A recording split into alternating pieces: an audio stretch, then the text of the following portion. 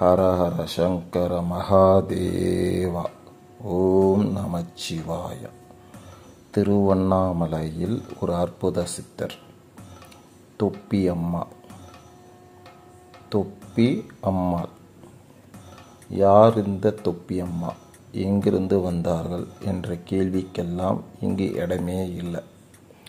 தொப்பி அம்மாவுடைய கடைக்கண் பார்வை நம் மீது படாதா? தொப்பி அம்மா நம்மை கண்டு கோபப்பட மாட்டாரா? தொப்பி அம்மாள் நமக்கு ஆசி வழங்க மாட்டாரா? தொப்பி அம்மா உண்டு எரியக்கூடிய உணவுகளை தானும் பிரசாதமாக உண்ண மாட்டோமா என ஏங்கி தவமிருக்கும் சிவபக்தர்கள் 1000 பேர். இந்த தொப்பி அம்மா ஒரு நாளைக்கு ஒரு முறையாவது கிரிவல பாதையை சுற்றி வந்துடுவாங்களாம். சுமார் 18 கிலோமீட்டர் இருக்கக்கூடிய அந்த கிரிவல பாதையை இவங்க அழகாக சுற்றி வந்துடுறாங்களாம். யாரும் எந்த சூழ்நிலையிலும் இவர்களால் துன்பம் வருவதில்லை. யார்கிட்டையும் இவங்க யாசகம்னு கேட்குறதே கிடையாது. இந்த அம்மா கேட்க மாட்டாங்களா? நம் கைகளால் இந்த அம்மாவுக்கு உணவு தர மாட்டோமா என ஏங்கி நிற்பவர்கள் பலர். இந்த அம்மா எதை பற்றியுமே கவலைப்படுறதில்லை.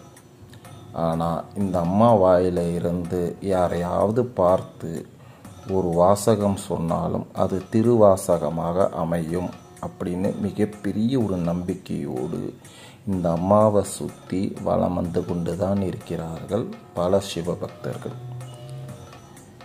ஏன், எதற்கு, எப்படி என்கிற கேள்விக்கெல்லாம் இங்கு இடமே இல்லை.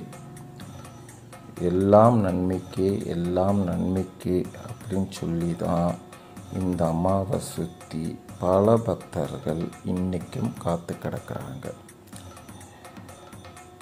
கைலாசத்திற்கு போய் வந்த திருப்தி, திருவண்ணாமலையை 108 வாட்டி சுற்றி வந்த திருப்தி இந்த அம்மாவை பார்த்தாலே நமக்கு கிடைக்கும்னு ஒரு மிகப்பெரிய நம்பிக்கையை இந்த அம்மா மீது பலர் வைத்திருக்கிறார்கள். இந்த நம்பிக்கை சிவனின் ஆசிக்கு இணையாக எல்லோராலும் நம்பப்படுகிறது. நாமும் இந்த காணொளி மூலமாக அம்மாவின் ஆசியை பெறுவோம். ஒரு முறையாவது திருவண்ணாமலை செல்லும் பக்தர்களை அம்மாவை தூரத்தில் இருந்தாவது கண்டு கழியுங்கள். முடிந்தால் அவர்களது ஆசி பெறுங்கள். எல்லாம் நன்மைக்கு, எல்லாம் சிவமயம்.